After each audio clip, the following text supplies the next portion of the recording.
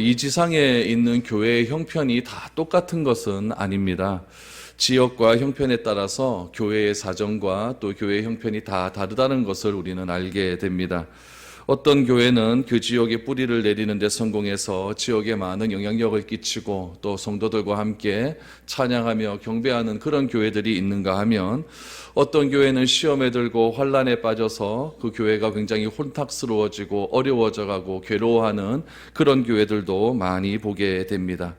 이런 의미에서 우리 좋은 대조를 보이고 있는 교회가 있습니다.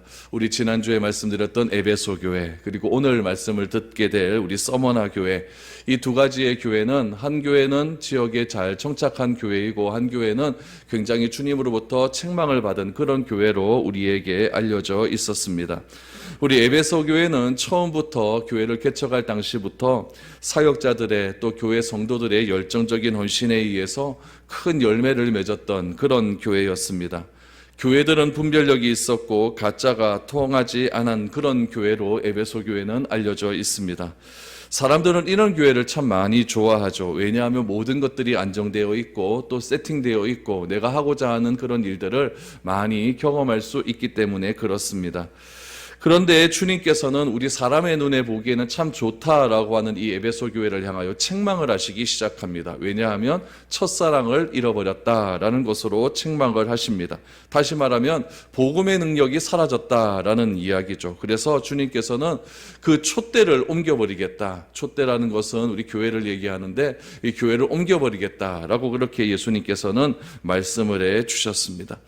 에베소 교회와 가장 대조를 이루는 교회가 바로 이 서머나 교회입니다. 서머나 교회는 환난과 핍박 중에 있었습니다. 아까 에베소 교회는 풍성한 열매가 있었다 그랬죠. 그런데 이 서머나 교회는 환난과 핍박이 있었습니다. 특별히 이 서머나 교회를 핍박하는 사람들이 누구였냐면은 유대인들이었습니다. 같은 동족, 같은 민족들이 예수를 그리스도라 고백하는 사람들을 핍박하고 환난으로 몰아가기를 시작했습니다. 서머나라고 하는 지역은 터키에 있는 굉장히 아름다운 항구 도시입니다. 현재 도시는 서머나라고 하지 않고 스미르니라고 그렇게 이름을 명칭하고 있습니다. 이 스미르니라고 불리우는 이 서머나라고 하는 도시, 에베소와 아시아 최고의 도시의 자리를 두고 굉장히 경쟁 관계가 심했던 그런 도시였습니다. 이 서머나에는 그 당시에 알려진 바로는 한 10만 명이 넘는 그런 사람들이 살고 있었다라고 말을 하죠. 꽤 큰 도시였죠. 로마 시대의 서머나는 과학 중심 도시였고 특별히 의술이 굉장히 많이 발전한 그런 도시였습니다. 여러분, 그리스 신화, 헬라 신화에 보면 어떤 신이 있냐면은 반은 사람이고 반은 말 같은 그런 신을 보지 않았습니까? 그 신을 아스클레파우스라고 하는 그런 신이라고 말을 하는데, 이 아스클레파우스를 굉장히 숭상했던 도시이고, 이 아스클레파우스라고 하는 이 신이 의학을 굉장히 잘하는 그런 신으로 알려져 있습니다. 그래서 이 신전을 중심으로 해서 의술 활동이 굉장히 활발하게 이루어진 도시가 이 서머나라고 하는 도시였습니다. 또 서머나도 이 에베소와 같이 황제를 굉장히 숭배하는 그런 도시 중에 하나였습니다. 특별히 이 서머나라고 하면 도시를 우리가 이해하기 위해서는 디아스포라 유대인을 좀 우리가 이해할 필요가 있습니다. 디아스포라 유대인이라고 하는 것은 우리 사도행전에서 우리가 살펴보았듯이 예루살렘에 큰 핍박이 일지 않았습니까? 핍박이 일었을 때에 예루살렘에 있던 유대인들이 다 흩어지게 되었습니다. 그 흩어진 유대인들을 무엇이라고 하냐면 디아스포라 유대인이라고 이야기를 하죠. 특별히 이 서머나라고 하는 지역에는 이 흩어졌던 유대인인 이 디아스포라 유대인들이 모든 도시의 경제권을 다 쥐고 있었습니다. 그렇기 때문에 유대인들이 이 디아스포라 유대인들에게 잘못 보였다 하는 것, 디아스포라 유대인들에게 미움을 받는다라고 하는 것은 그 지역에서 장사를 하지 못한다라고 하는 의미로 우리가 생각을 하면 좋습니다. 모든 경제권, 모든 정치권, 또 저 종교적인 것까지 모든 기득권들을 이 디아스포라 유대인들이 쥐고 있었기 때문에 이 유대인들에게 잘 보여만 내가 먹고 사는 일이 해결되는 그런 도시가 바로 이 서머나 교회였습니다. 그런데 이 서머나 교회는 유대인들로부터 이렇게 핍박과 또 어려움을 경험하는 그런 교회였는데, 이 교회의 모습이라고 하는 찾아볼 수도 없을 만큼 굉장히 초라하고 부끄러운 모습으로 이렇게 오늘 본문에는 나타나 있습니다. 그래서 예수님께서는 교회로서의 본질, 교회로서의 모습을 전혀 찾아볼 수 없는 그런 서머나 교회를 향하여서 예수님께서는 귀한 진리의 말씀을 행하시고 있습니다. 우리 각 교회마다 예수님께서 나타나시는 모습이 굉장히 다양하게 나타나고 있는데, 오늘 이 서머나 교회는 교회가 교회로서의 본질적인 모습을 찾아보기가 어렵기 때문에 교회의 본질이 무엇인지, 교회가 어떤 모습으로 나타나는 것이 좋은 것인지를 예수님 자기 나타나는 그런 모습으로서 우리에게 알려주고 있습니다. 먼저 8절 말씀해 보니까 교회의 본질로서의 예수님을 이렇게 소개하고 있습니다. 8절을 한번 보시죠. 서머나 교회의 사자에게 편지하라.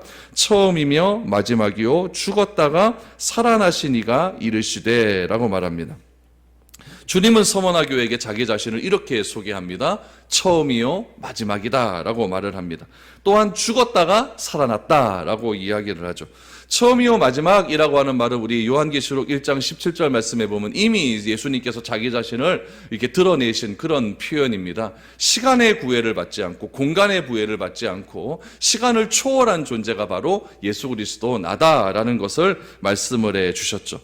또 하나 하신 말씀이 중요한 말씀인데, 죽었다가 다시 살아나신 교회다. 다시 살아나신 이다 라고 말씀을 하셨습니다. 예수님께서 베드로에게 이런 질문을 하셨죠. 너는 나를 누구라고 하느냐라고 했었을 때 베드로가 무엇이라고 합니까? 주는 그리스도시며 살아계신 하나님의 아들입니다 라고 고백을 했습니다. 예수님은 이 베드로의 고백을 듣고 네 고백을 반석이라고 표현을 하면서 이 고백 위에 내가 내 교회를 세우겠다라고 말씀을 해 주셨습니다.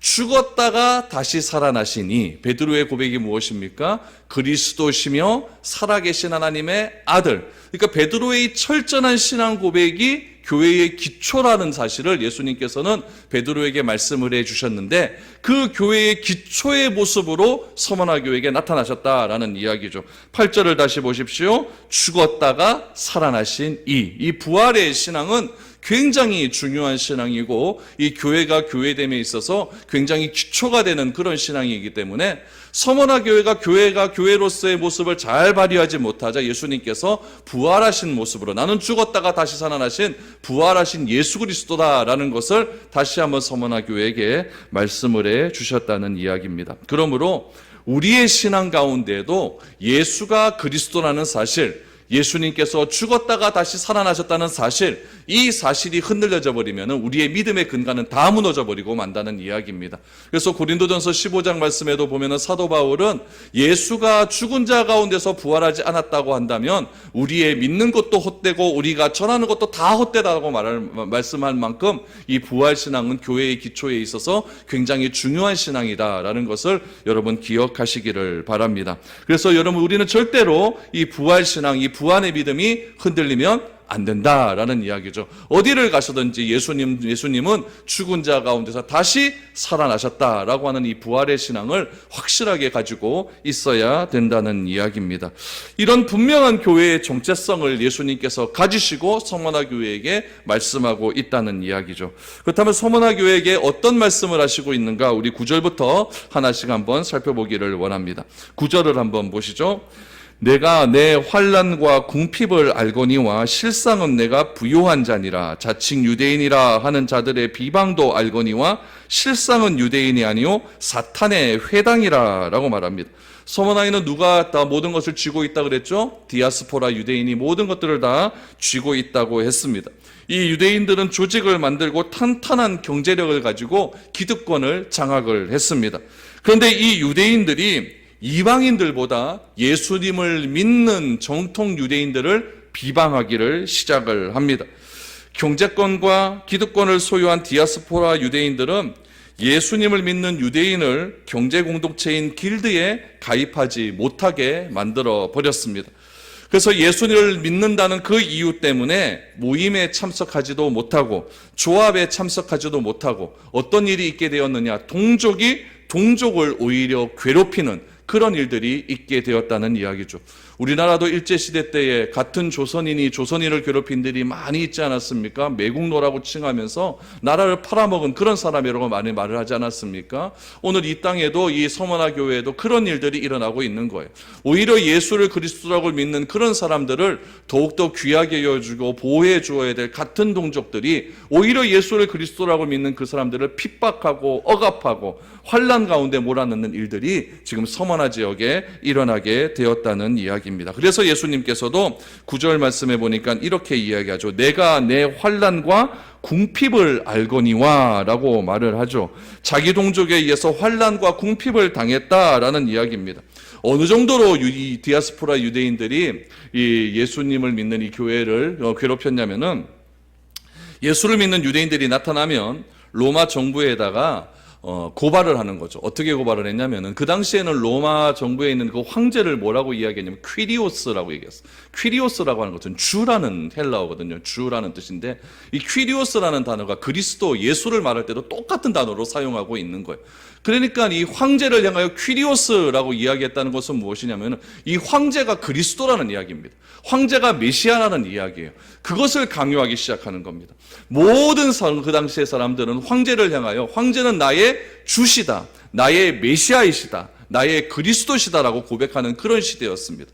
근데 예수는 그리스도시요 살아계신 하나님의 아들입니다라고 하는 것이 교회의 근간이라고 하지 않았습니까? 교회의 기초라고 하지 않았습니까? 그 교회의 기초를 이루고 그 믿음을 가지고 한 공동체를 이루어서 교회를 속에서 신앙생활하는 그 사람들을 고발하는 겁니다.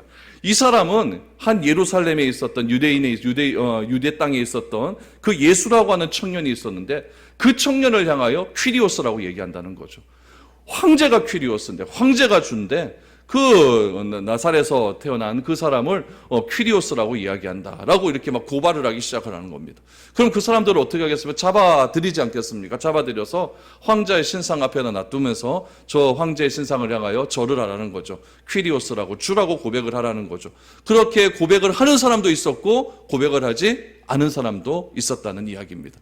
그 모든 것들의 핵심이 누구로부터 일어나게 되었느냐? 이 디아스포라 유대인들이 그렇게 유대인들을 핍박을 했다는 이야기죠. 서머나는요, 늘 여호수아와 경쟁이 있는 도시였습니다. 그래서 그 당시에 로마 황제였던 도미티안은 신전을 건설하기 위해서 각 도시마다 경쟁을 붙이는 거죠. 경쟁을 붙여서 그 경쟁에서 서머나가 에베소를 이긴 겁니다. 이겨서 서머나에서 이 도미티안 이 신전을 거대하게 지었다는 이야기죠. 신전에서 1년에 한 번씩 로마 황제는 거대한 제사를 드립니다. 제사를 드리면서 로마 황제가 우리를 보호하고 우리를 구원한 자라고 하는 그런 거대한 제사를 드리게 되죠.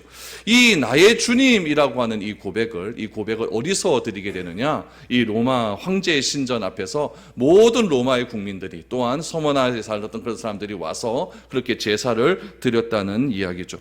이 제사를 드리게 돼서 이 제사를 드림을 통해 이 도미티안 황제가 나의 주라고 고백하는 사람에게는 어떤 특혜를 주었냐면은, 시민권은 아닌데, 정통 시민권은 아닌데 시민권과 똑같은 그런 권리를 가질 수 있는 증서를 하나 주었습니다.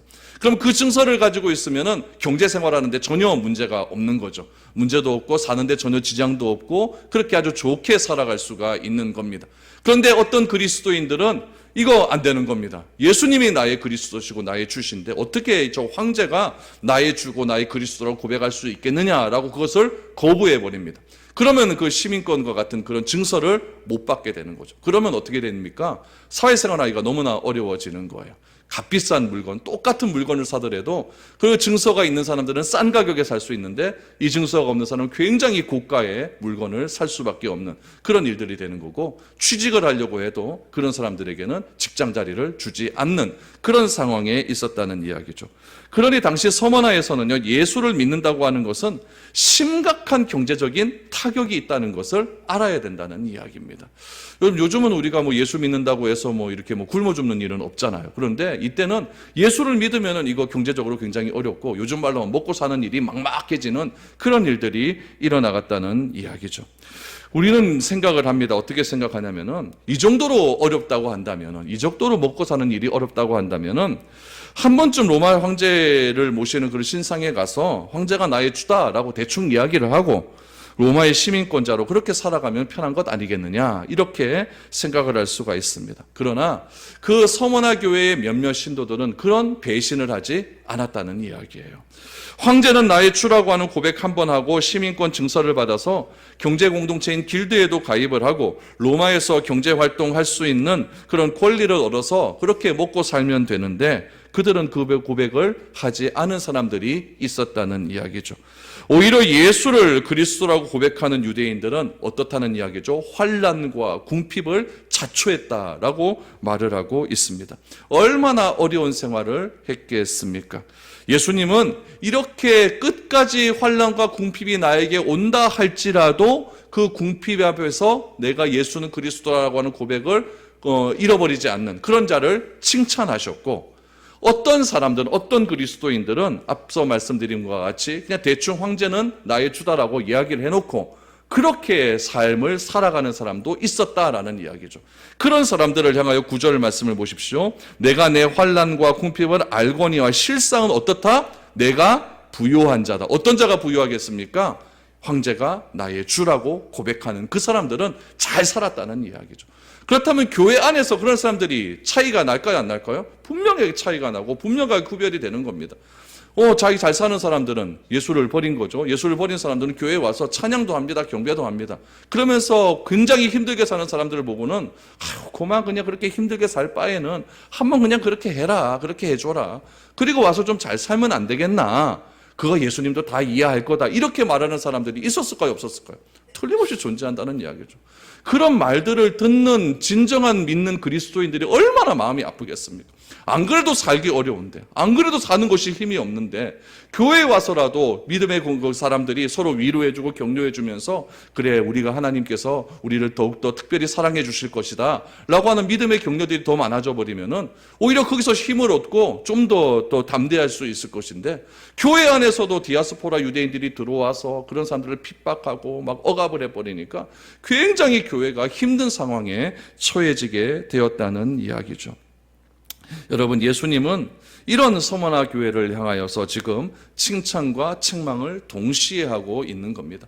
칭찬은 누구에게 하고 있습니까? 믿음을 잃어버리지 않고 배교하지 않는 사람들. 어떤 사람에게는 예수님께서 책망하고 있습니까? 경제적인 상황, 돈 때문에 자기가 이 땅에서 살아가는 좀 더 부유하게 살기 위해서 배교한 그런 사람들을 향하여서는 책망하고 있는 것입니다.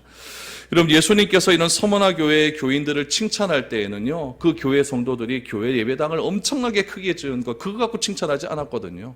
헌금을 엄청나게 한 거 그거 갖고 칭찬하지 않았거든요. 칭찬받은 이유는 딱 무엇입니까? 믿음 잃지 않은 것.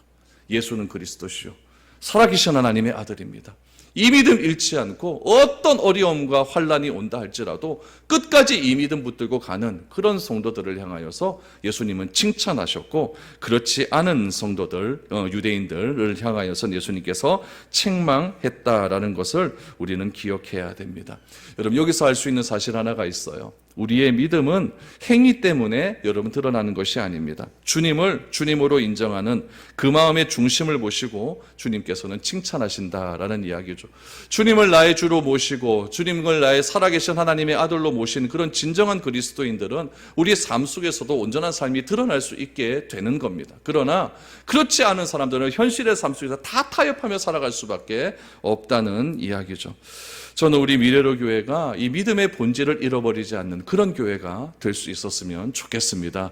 뭔가 드러나는 일에 우리가 좀 더 욕심을 부려서 그런 것들을 타협함을 통해 우리의 믿음의 본질, 교회의 본질이 훼손되는 것이 아니라, 드러나는 일을 우리가 좀 더 욕심을 내어서 타협하는 것이 아니라 온전히 하나님께서 이 교회를 만드신 그 기초, 그 반석을 끝까지 지켜나갈 수 있는 그런 아름다운 교회가 될 수 있었으면 좋겠습니다. 그래서 오늘 본문의 말씀처럼 주님은 처음이요 마지막이라고 하는 것, 이 고백과 또 예수님은 죽었다가 다시 살아나신 하나님의 아들이라고 하는 이 고백이 끝까지 여러분 붙들고 끝까지 신앙생활 잘할 수 있는 그런 우리 교회가 되기를 소망합니다. 그럴 때 우리 교회가 성경적인 교회가 될 수가 있는 거예요. 제가 누누이 말씀을 드리지만 교회는 뭐가 아니다? 건물이 아니다라는 것을 말씀을 드립니다. 교회는 무엇이 교회라고 했습니까? 예수를 뭐라고 고백한다? 그리스도라고 고백하는 것. 그것이 진정한 교회라고 했습니다. 그 예수를 그리스도라고 고백한 내가 교회이고 그 한 사람 한 사람들이 모인 이 모임이 교회다라고 말씀을 드렸습니다. 또한 어떤 신앙을 가지고 있어야 됩니까? 하나님을 아빠라고 부를 수 있는 사람이 교회다라고 말씀을 드렸습니다. 그래서 하나님을 아빠라고 부르는 각 사람이 교회이고 그 아빠라고 부르는 사람들의 모임이 교회다라는 이야기죠. 그래서 이 교회라고 하는 것은 한 가족이다라고 말씀을 드렸습니다. 높고 낮음이 있는 것이 아니라 한 형제요 한 자매로서 그렇게 같은 마음을 품고 같은 신앙을 품고 살아가는 것이 진정한 교회의 본질임을 우리는 기억해야 됩니다. 이 본질적인 고백을 예수님께서는 무엇이라고 해주셨냐면 반석 이라고 해주셨고 이 반석 위에 내 교회를 세우겠다라고 말씀해 주시면서 내 교회를 세우는 그 교회에게 놀라운 권세를 주시겠다고 말씀을 해 주셨습니다.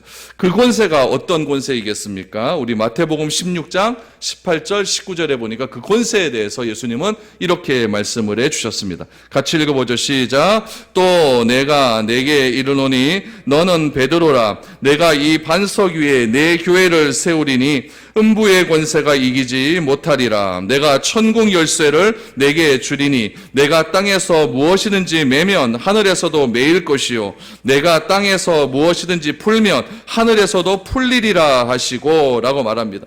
예수님은 교회가 음부의 권세가 이기지 못할 것이다, 사탄의 권세가 이기지 못할 것이다 라고 말씀하시면서 무엇을 준다? 천국의 열쇠를 주시겠다라고 말씀을 해 주셨습니다. 그러기에 교회는 예수님에게 있어서 너무나 귀한 곳입니다. 우리 지난주에도 말씀을 드렸다시피 하나님께서 이 타락한 세상, 이 궁핍한 세상, 이 결핍된 세상을 향하여 예수님께서 처방전을 하나 가지고 오게 하셨는데 그 처방전이 뭐라고 했습니까? 교회라고 말씀하지 않았습니까? 교회는 그런 의미에서 너무너무 귀한 곳이에요. 이 신앙 고백이 무너지면 아무것도 되지 않는다는 이야기죠. 여러분, 우리 교회도 들어올 때 뭐 누르고 들어옵니까?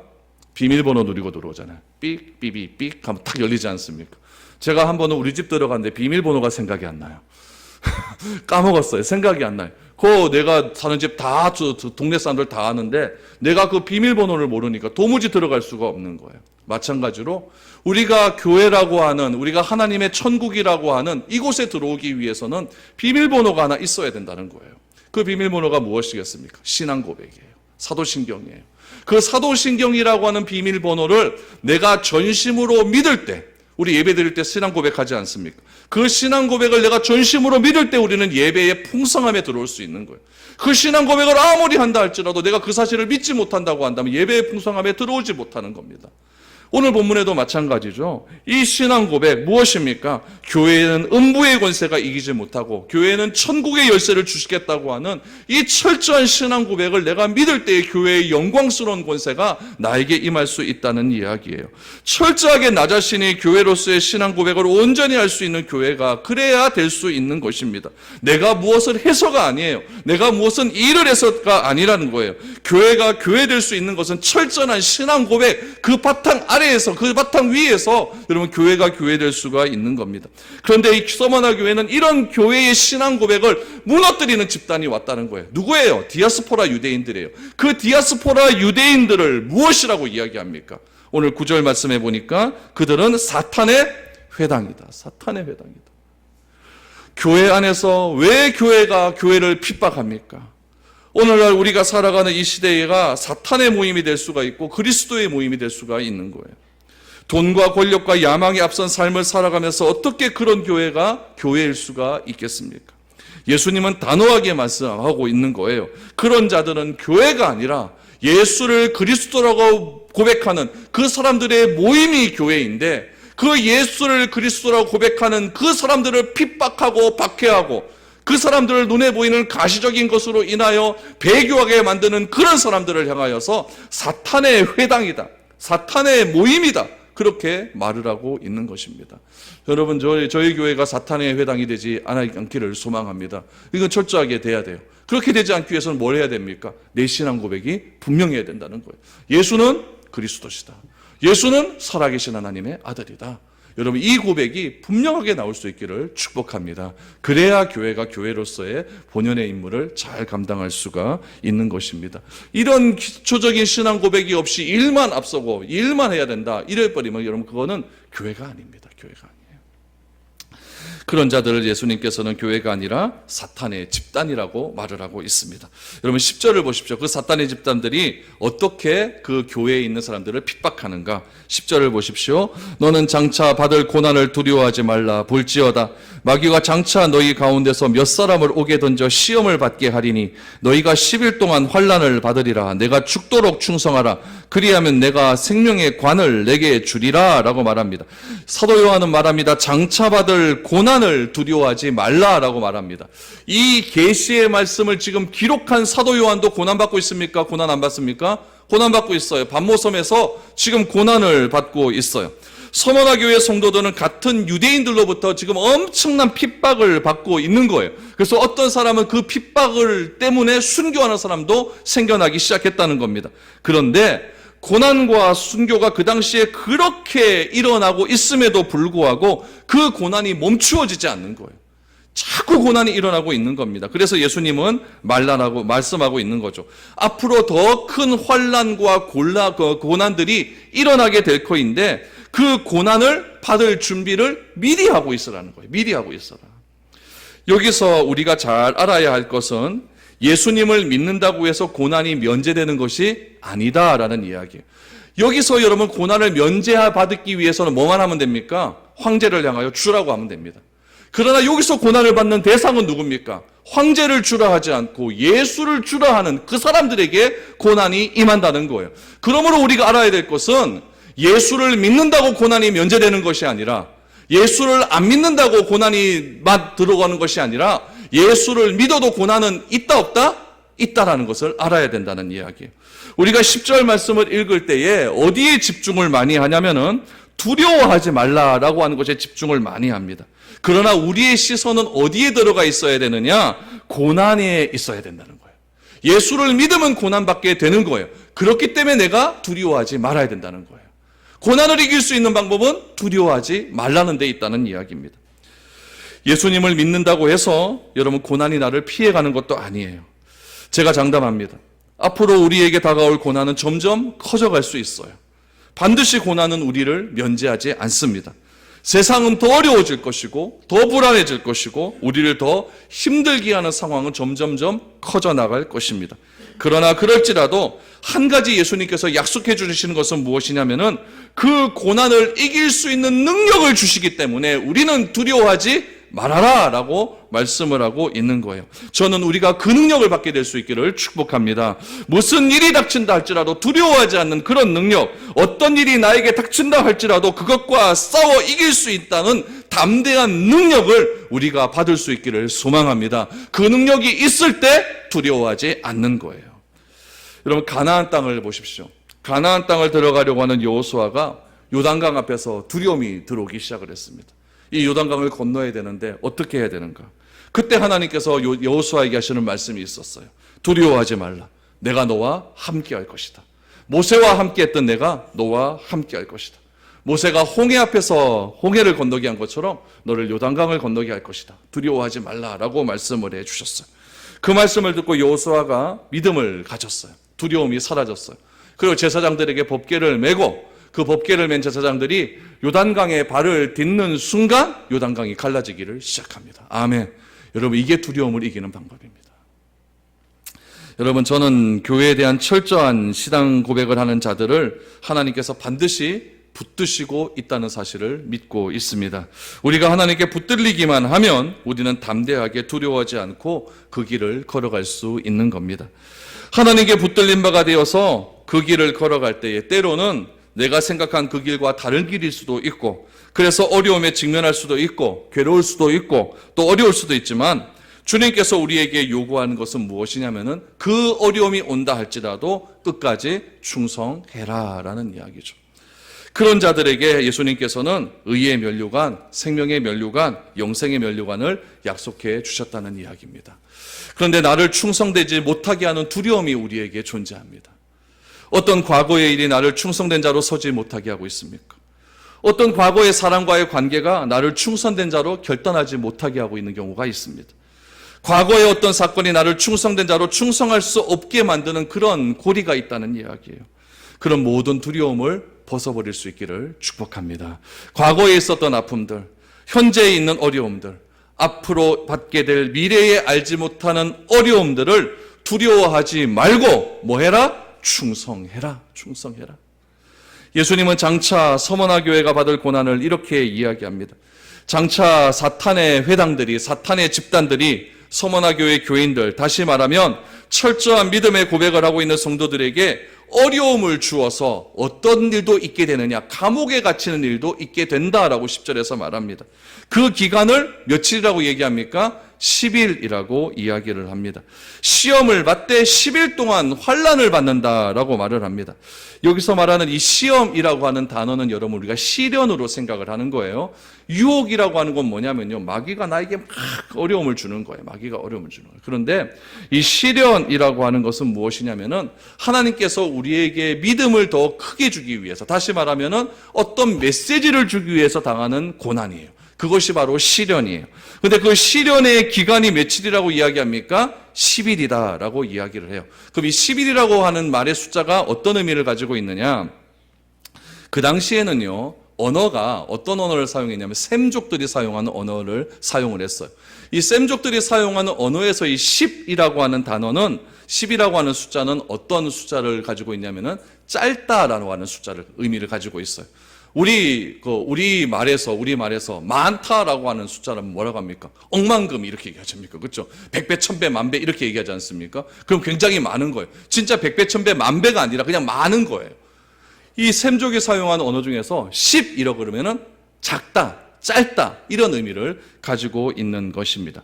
지금 서머나 교회에 닥친 고난이 유대인으로부터 오는 고난과 로마 정부로부터 오는 고난은 다 포함되어 있는 겁니다. 그 고난의 주체가 누구라고요? 마귀회당이에요. 마귀는 서머나 교회 성도들을 시험하기 위해서 몇몇 사람들을 감옥에 집어넣는다는 거예요. 그것이 시련이라고 이야기를 해요. 여기 시련을 이기는 방법은 무엇밖에 없느냐? 인내하고 참고 견디는 것밖에 없어요.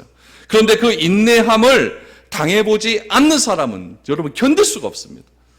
딱 보면 여러분 그 참고 견디는 것도 조금씩 나아지면은 참고 견딜 수가 있어요. 그렇죠? 병에 딱 걸렸는데 이게 조금씩 좀 나아져 가는 거예요. 그러면 이거 괜찮다, 조금만 더 버티면 되겠다 이러지 않습니까? 그런데 딱 병에 걸렸는데 자꾸 안 좋아져요. 그럼 더 힘든 건 아니겠습니까? 우리 의사 선생님도 말하지 않습니까? 요거 한 일주일만 딱 버티면 나을 겁니다. 그러면은 일주일 버틸 수 있겠어요? 못 버티겠어요? 그거 버티거든요. 근데 딱 말하는데 이거 안 되겠는데요. 이러면 버팁니까? 못 버텨요. 이거는 막 그 자리에서 끝나는 거예요. 오늘 예수님께서 환난 당하는 사람한테 며칠만 버텨라? 10일만 버텨라. 그 10일이 진짜 하루 이틀 사흘 이게 아니라 그 기간이 짧다는 이야기예요. 그러니까 버텨라는 거예요. 그러니까 버텨라. 조금만 버티면 된다. 조금만 버티면 된다. 이 얘기죠. 그래서 주님은 긴 시간이 아니기 때문에 포기하지 말고 긴 시간이 아니기 때문에 순교까지 자신의 신앙을 증명해라. 그러면은 뭐가 있다? 생명의 면류관이 너희에게 있을 것이다 라고 말을 하고 있는 겁니다. 그래서 주님께서는 서머나 교회 성도들이 강인하게 고난을 이겨내기를 원하시고 있는 것입니다. 그래서 뭐 해라? 죽도록 충성해라. 이 죽도록 충성할 수 있는 기반은 어디서 나올까요? 신앙 고백이에요. 주는 그리스도시오, 살아계신 하나님의 아들입니다. 이 신앙 고백 밑에서 이 고난을 이길 수 있는 모든 힘도 나오는 것이고, 그 힘에서 우리가 충성할 수도 있는 것이고, 그 충성함을 통하여서 주님으로부터 받는 귀한 생명의 관을 얻을 수 있다는 이야기입니다. 서머나 교회 성도들 중에서 몇 사람이 옥에 갇혀서 당했던 그런 믿음의 시험들이 있었습니다. 서머나 교회 사도 요한의 제자가 있었어요. 폴리갑이라고 하는 제자가 있었는데, 이 얘기는 제가 전에도 한번 말씀을 드렸어요. 폴리갑이 80살에 순교를 했는데, 그가 어떻게 순교를 했냐면은 원형 경기장에서 로마의 황제가 폴리갑을 불에 태우기 위해, 화형을 처하기 위해서 나무 위에 세워놨습니다. 세워놓고 이야기하는 거죠. 황제가 주라고 한 번만 얘기해라. 그럼 내가 너를 살려주겠다라고 이야기를 했어요. 그때 폴리갑이 이렇게 이야기를 했죠. 이거는 여러분 역사적으로 정말 나왔던 그런 말이에요. 주님은 십자가에 달려 죽으시기까지 내가 사는 80여 년의 생애 동안 한 번도 나를 모른다고 하지 않았습니다. 그런데 내가 지금 살겠다고 80년을 부인하지 않는 주님을 어떻게 내가 배반할 수 있겠습니까? 이렇게 얘기했어요. 그러자 그 군중에 모였던 수많은 군중들이 폴리갑을 죽여라, 죽여라라고 외치기를 시작했죠. 폴리갑의 몸에 기름을 붓고 불을 붙였습니다. 어떤 일이 일어났을까요? 사람들이 그 자리에서 다 봤어요. 천사들이 폴리갑을 보호하는 모습을 보게 되었습니다. 천사들이 폴리갑을 보호하자 이 황제가 더 화가 난 거죠. 더 강력한 불을 붙여라. 그래서 불을 붙이고 폴리갑은 그 자리에서 순교를 당하게 됩니다. 폴리갑이 순교를 당할 때 수많은 천사들이 폴리갑을 보호하는 그 장면을 본 그곳에 있었던 원형 경기장에 있었던 사람들이 그제서야 예수는 그리스도가 맞다라고 하는 고백을 가지고 예수님께로 회심했던 사람들이 굉장히 많이 일어났다라고 하는 그런 역사의 기록들이 남아 있습니다.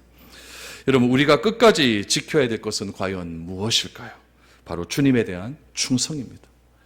배교하지 않고 끝까지 믿음을 지킨 자에게는 하나님께서 약속해 주는 것이 있습니다. 그것은 바로 생명의 관입니다. 우리 모두가 세상의 어떤 시련 앞에서도 주님을 배신하지 않는, 배교하지 않는 그런 충성된 신앙인이 되어야 될 줄로 믿습니다. 그래서 여러분, 두려워하지 마십시오. 놀라지도 마십시오. 하나님이 우리를 지키시고 나를 보호하고 계시고 있다는 사실을 꼭 기억할 수 있기를 바랍니다. 이렇게 서머나 교인들에게 이야기를 하고 예수님께서 마지막으로 서머나 교인에게 말하고 있는 것이 있습니다. 11절을 보십시오. 귀 있는 자는 성령이 교회들에게 하시는 말씀을 들을지어다. 이기는 자는 둘째 사망의 해를 받지 아니하리라. 왜 주님의 말씀에 귀를 기울여야 될까요?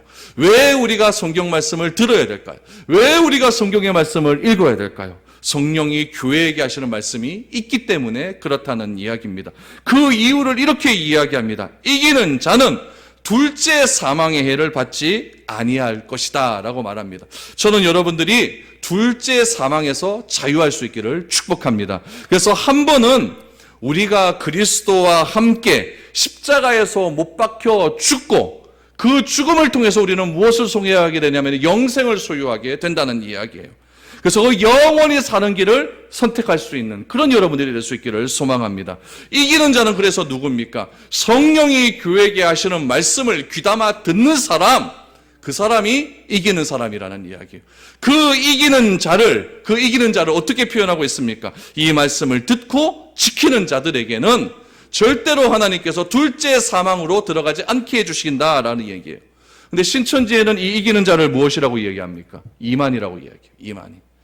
제가 신천지 교육 프로그램을 한번 딱 봤는데 유튜브에 보니까 나와있는데 야, 이기는 자를 이렇게 해놨는데 이만이 얼굴은 안 나오고 이만이 형상만 이렇게 딱 나와있어. 계속 그렇게 나와놓고 그렇게 얘기하는 거예요.